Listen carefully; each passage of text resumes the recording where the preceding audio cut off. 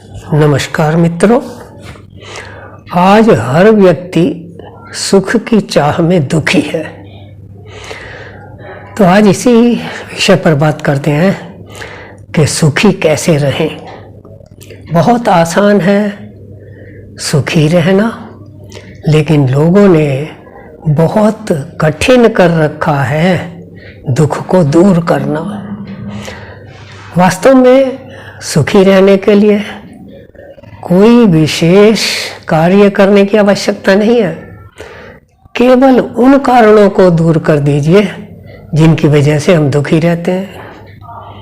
दुखी रहने के भी मात्र 3 ही तो कारण हैं, जिनमें से सबसे बड़ा कारण है भौतिक दुख।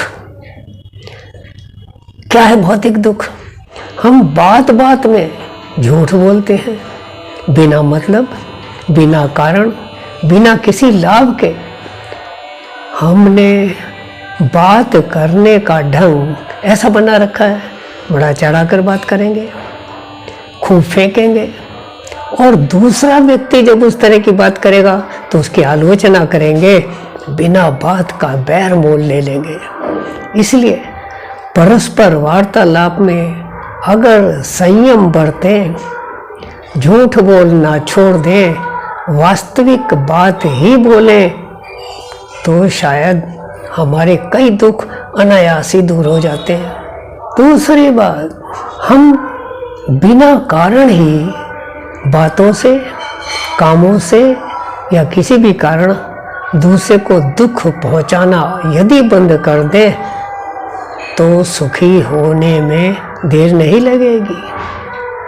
बात बात में दूसरे को कोसना, उसकी आलोचना करना, उससे बहस करना, लड़ना, झगड़ना, बतबैर करना, एक दूसरे से चुगली करने से कई दुख अनायास ही हमारे पास आ जाते हैं, और फिर बढ़ते बढ़ते बहुत कठिनाई होती है। इसलिए इससे भी बचने की आवश्यकता है।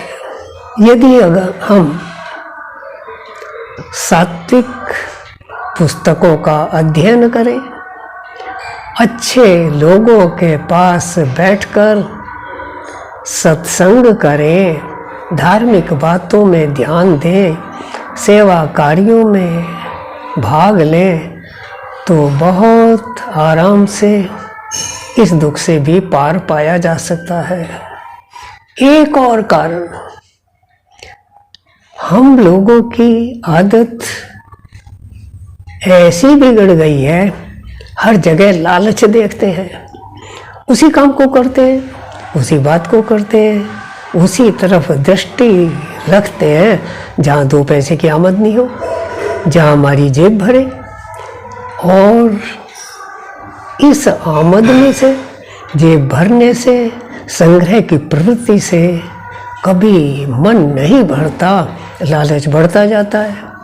यदि लालच छोड़कर थोड़ी सी उदारता बरतें, अपने लिए तो करते ही हैं, थोड़ा काम परोपकार की दृष्टि से, निस्वार्थ भाव से दूसरों की सेवा में तन और मन लगाएं, तो बहुत आराम से इस दुख से भी पार पाया जा सकता है।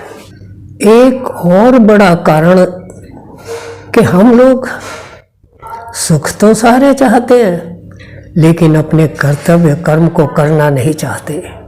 आलसी हैं, समय पर सोते नहीं, समय पर जागते नहीं, पूरी ड्यूटी देकर राजी नहीं, काम से चोरी करते हैं, कर्मठता की कमी है। यदि हर व्यक्ति समयबद्धता को अपनाए, निश्चित समय पर सारे काम करे, नियमित रूप से दिनचर्या को चलाए और कर्मठता के साथ हर काम को पूरा करे, आलस से दूर रहे, तो कोई कारण नहीं, सुख हमारे पीछे पीछे भागेंगे, दुख पास नहीं फटक सकते। लेकिन यदि हम काम से चोरी करते हैं, हम तो रिश्वत की तलाश में बैठे रहते हैं, काम को पेंडिंग रखते हैं, और अपने सबॉर्डिनेट से ये चाहें अफसरों से ये चाहें कि हमको आदर मिले, हमारी सीआर बढ़िया हो, इंक्रीमेंट टाइम पर लगते रहें, तो यह शायद संभव नहीं है। इसके लिए कर्मठ होना पड़ेगा, आलस को त्याग कर पसीना बहाना पड़ेगा, तप करना पड़ेगा। तप से ही सफलता, सिद्धि और सुख की प्राप्ति आसानी से सुगम हो जाती है। और अंतिम कारण आज के नवयुवकों में भी, इवन मैच्योर लोगों में भी तमोगुण का होना, कामुकता का होना। ब्रह्मचर्य को कोई जानता नहीं, मानता नहीं। तमोगुणी सीरियल, फिल्म, लिटरेचर, तमोगुणी बातें, तमोगुणी चुटकुले, तमोगुणी लोगों के साथ बैठकर बड़ा रस आता है। इसलिए भी हम दुखों को निमंत्रण देते हैं और पहले मानसिक रूप से, वाचिक रूप से और फिर शारीरिक रूप से कमजोरी आती जाती है। इस कमजोरी को दूर करने के लिए कई उपाय करने पड़ते हैं। पैसा खराब करना पड़ता है, दवाएं खानी पड़ती हैं, बीमारियां खरीदनी पड़ती हैं और फिर किस्मत को रोते हैं। यदि इन बातों से बचा जाए तो कोई कारण नहीं कि दुख दूर रहे और सुख सुगम हो जाए।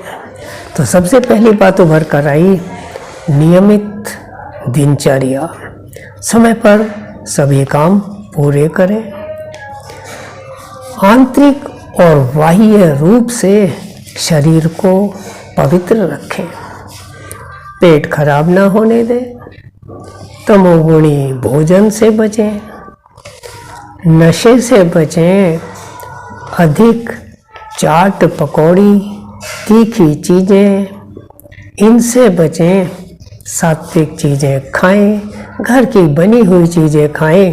बाजारू चीज़ों से यदि बचते हैं तो शारीरिक सुख सहज ही सुलभ हो जाते हैं।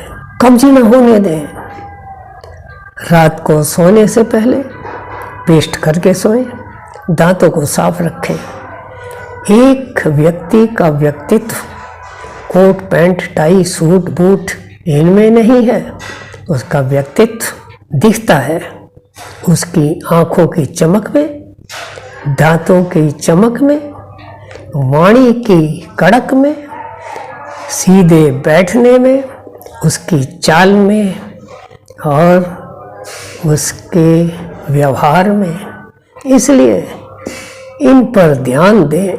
प्रतिदिन थोड़ा बहुत योगाभ्यास करें, प्राणायाम करें और गहरी नींद लें। गहरी नींद लेने के लिए दिन में ना सोएं तो अपने आप ही रात को गहरी नींद आएगी। रात को 10 बजे के बाद न जागें तो अपने आप ही सुबह सूर्य निकलने से पहले ही आंखें खुल जाएंगी। एक बार आंखें खुल जाएं, दोबारा ना सोएं। चाय कम से कम पिएं। चाय की आदत को छोड़ने के लिए मुंह के अंदर थोड़ी सौंफ, जीरा, अजवाइन, तिल, इनको हल्का गरम करके थोड़ा नींबू, काला नमक मिला करके मुंह में रखकर छूसे, आपका पेट भी ठीक रहेगा, मुंह की बदबू भी दूर होगी, दांत मसूड़े भी साफ रहेंगे, कब्ज नहीं होगी। दक्षिण भारत में इसका बहुत प्रचलन है। मुखवास के नाम से कई प्रकार की चीज़ें वहाँ पर बाजार में भी बिकती हैं। ऐसी सात्विक चीज़ों को पकड़ें, स्वस्थ रहें, सुखी रहें। एक दुख का बड़ा कारण है आध्यात्मिक दुख। किस्मत साथ नहीं देती। किस्मत को मुट्ठी में रखें। हमने कई वीडियो बनाए हैं, उनमें से एक वीडियो का नाम है आत्मदर्शन योग। अपनी सांसों को देखें, सांसों को देखते देखते आत्म तत्व तक पहुँचें, आत्मा को खोजें, आत्म साक्षात्कार करने में सफल हो। आत्मा ही परमात्मा का सूक्ष्म रूप है। जो व्यक्ति अपनी पहुँच आत्मा तक बना लेता है, परमात्मा उसका साथ देता है और वह आजीवन सुखी रहता है। इस पर भी ध्यान दें। इस पर हम अधिक चर्चा नहीं करेंगे। आत्मदर्शन योग नामक वीडियो देख करके उसी के अनुसार आप अपनी सांसों पर ध्यान देकर और वैज्ञानिक ध्यान आनापान को अपनाकर, जो कि गायत्री मंत्र पर आधारित है, बहुत ही लाभ उठा सकते हैं, सुखी रह सकते हैं, दीर्घायु हो सकते हैं, अपनी बुद्धि को तीक्ष्ण और प्रखर बना सकते हैं। और अंतिम बात, संतुष्ट रहना। हमारे कर्म, हमारी मेहनत और हमारे भाग्य को बनाने वाले परमात्मा ने हमको जिस हाल में रख रखा है वो हमारे लिए सर्वश्रेष्ठ है। उसको बदलने की चेष्टा करना, परमात्मा को चैलेंज करना है कि परमात्मा को कल नहीं है, हम उसको बदल कर छोड़ेंगे, यही दुख का सबसे बड़ा कारण है।